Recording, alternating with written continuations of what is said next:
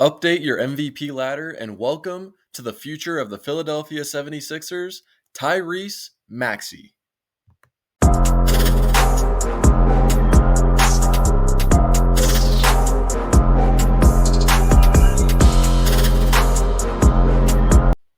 Tyrese Maxey seems to level up year by year, so let's get into it.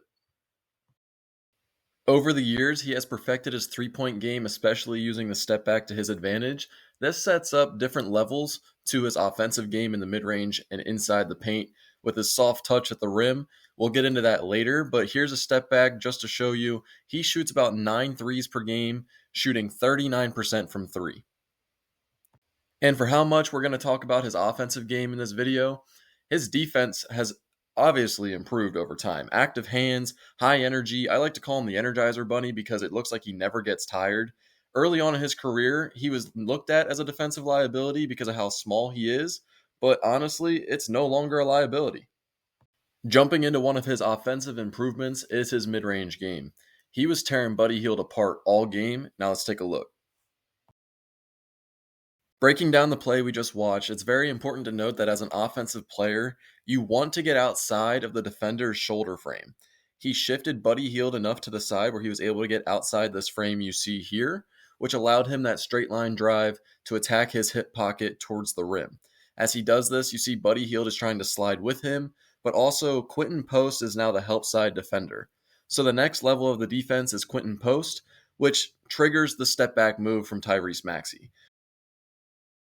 He did this to Buddy Hield again shortly after, and he averages 31.5 points per game right now, which is third overall in the league. Him adding this mid-range game has allowed him to do this.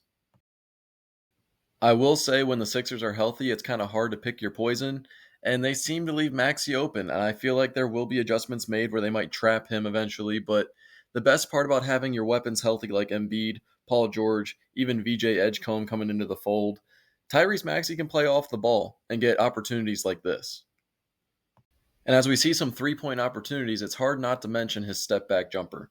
So the defense has to play this ball screen in a way where they have to respect him getting downhill with his quick first step, but Maxey sets it up perfectly to have a step-back three opportunity, which he has perfected over the years. I understand DeAnthony Melton being a solid defender, and he has the height advantage against Maxey, but leaving him on an island in a year where Maxey's a top 3 MVP candidate at the moment is not a good idea.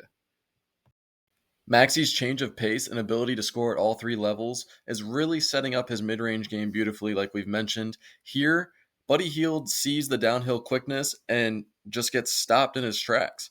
So Tyrese Maxey pulls the mid-range once again. I feel as if the Warriors played Tyrese Maxey perfectly and they still got 30 dropped on their heads. They didn't allow him to get to the basket pretty much all game except for this drive, forcing the jump shot, but he was making all the shots that he needed to. So how do you play Tyrese Maxey? For a guard of his stature at 6'2", 200 pounds, he scores 10 points per game in the paint on average and also gets to the free throw line a good bit, shooting about 7 free throws per game with an 88% free throw percentage. You can portray his stats in any way you want. I still believe that his perimeter shooting sets up his interior presence, but you could argue that his interior presence sets up the outside shooting instead. Now let's break down a couple more clips from his 54-point career-high performance against the Milwaukee Bucks about 2 weeks ago. This handoff action was set up pretty quickly by Watford throwing the ball over to Maxey, and the defense wasn't ready. Rollins did not play high enough on this screen, which Tyrese Maxey just made him pay at that point. And speaking of expanding his range, this is Steph Curry range. And obviously, Steph made a living by making threes from anywhere on the court.